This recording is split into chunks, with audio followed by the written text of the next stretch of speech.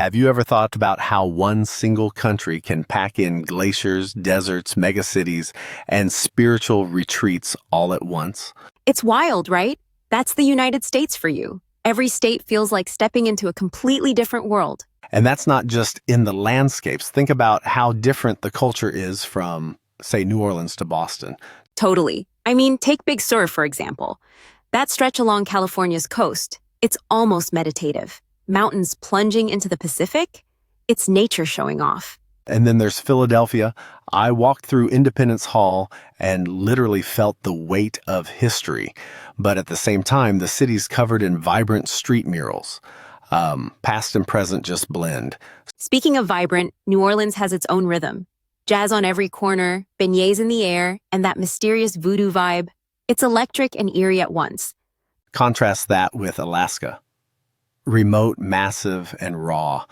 The kind of place that reminds you how small you are. It's humbling. Glaciers, wildlife, the northern lights. Alaska is like stepping into a nature documentary. But then you fly down to Lake Tahoe, and it's a totally different experience. Crystal waters in summer, snow paradise in winter. And Miami, that city is alive 24/7. It's not just South Beach. Little Havana and Wynwood are like flavor-packed neighborhoods with their own identities. Don't forget Hawaii. I mean, where else can you surf, hike a volcano, and attend a luau all in one day? Right? And every island's got its own vibe. Oahu's energetic, Maui's dreamy, and the Big Island just feels otherworldly. And then, boom, you're in New York City. The energy, the lights, the chaos. It's the world condensed into one metropolis. It really is the city that never sleeps. Art, business, Broadway, bagels, you name it. It's there. Yosemite, though, that park is a spiritual retreat. Standing under El Capitan or seeing Half Dome at sunset. Pure magic. That's nature's cathedral right there. And Pittsburgh surprised me. It's reinvented itself. Tech, art, and that killer skyline reflected in the rivers. San Francisco, too. Iconic in every way, from the Golden Gate to its cultural heartbeat. Then you hit Glacier National Park in Montana. Those mountain lakes, wildflowers, and glacier-carved valleys. Feels untouched. And Sedona, that red rock glow at dusk. It's like the earth itself is meditating. Boston brings you back to the start. Freedom Trail, Ivy League charm, and Fenway Park. Past meets future. I loved Olympic National Park. Beaches, snowcaps, rainforests, all in one place. Same with Nashville. Honky-tonks on Broadway, live music everywhere, and then boom, a full-scale Parthenon replica in the middle of a park. Chicago's skyline is unforgettable. The bean, the river, the architecture tours, and deep dish pizza, obviously. The Outer Banks were peaceful. Just you, the sea, and a whole lot of sky. That first flight history in Kitty Hawk, goosebumps. Monument Valley hits different. Just silence, space, and those red rock giants. It's like time slows down there. And New England in the fall, those colors, like the trees themselves are on fire. Austin's got that weird creative energy. Live music, food trucks, and a pink granite Capitol taller than DC's. Classic Texas flex. Zion National Park is a dream for hikers. Walking through the Narrows with water up to your knees, totally worth it.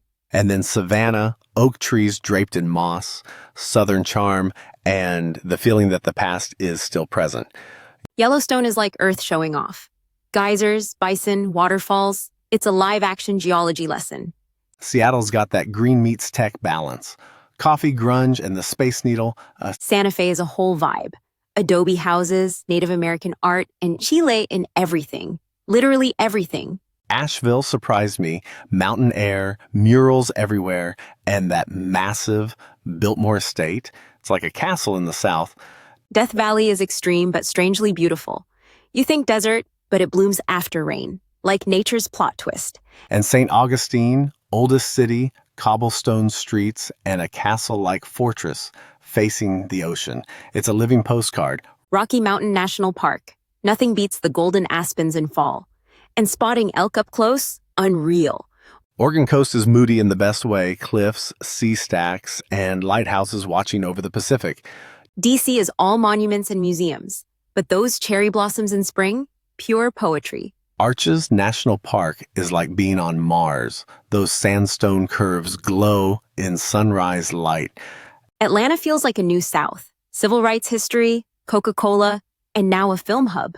So much change, but so much identity. Niagara Falls isn't overrated. That thundering power, you feel it in your chest. San Antonio's River Walk is charming. History, culture, Tex-Mex. The Alamo isn't just a building, it's a symbol. Grand Teton is dramatic.